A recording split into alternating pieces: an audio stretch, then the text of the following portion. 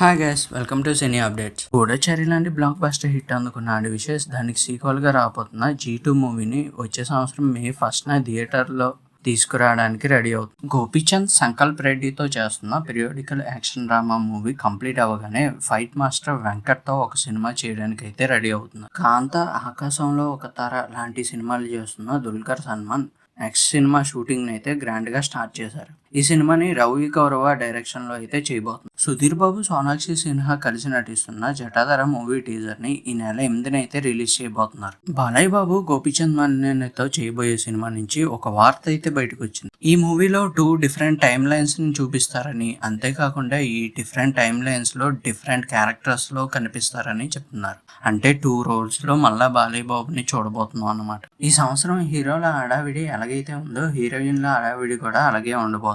ఎందుకంటే first time Anupama Parameswaran పరదా అనే మూవీతో ఆగస్ట్ 22న అయితే పలకరించడానికి రెడీ అవుతుంది. రష్మిక మందన చేస్తున్న ది గర్ల్ ఫ్రెండ్ మూవీ కూడా రిలీజ్ కి అయితే రెడీగా ఉంది. అనుష్క శెట్టి నటిస్తున్న ఘాటి మూవీ ఈ రోజు టీజర్ ని అయితే రిలీజ్ చేయడం జరుగుతుంది. అంతేకాకుండా ఈ సినిమాని సెప్టెంబర్, అక్టోబర్ లో రిలీజ్ చేస్తామని చెప్తున్నారు. చాలా రోజుల తర్వాత లావణ్య త్రిపాఠి కూడా సతీ లీలావతి అనే సినిమాతో ప్రేక్షకుల ముందుకు రావడానికి అయితే సిద్ధం. కీర్తి సురేష్ నటించిన రివాల్వర్ రేటా కూడా ఎప్పుడో షూటింగ్ కంప్లీట్ చేసుకుని రిలీజ్ డేట్ అయితే ఫైనల్ అవ్వలేదు. కానీ ఈ సినిమా రిలీజ్ డేట్ కూడా ఈ సంవత్సరం ఎండింగ్ లోగా ఉంటుందని చెప్తున్నారు. వీళ్ళందరూ మాత్రమే కాకుండా తెలుగులో చాలా రోజుల తర్వాత రాశి కన్నా వరుస పెట్టి 2 సినిమాలు చేయడం అయితే జరుగుతుంది. ఒకటి తెలుసు కదా అనే సిద్ధు జొన్నలగడ్డ మూవీ, రెండోది ఏమొచ్చి పవన్ కళ్యాణ్ తో చేస్తున్న ఉస్తాద్ భగత్ సింగ్.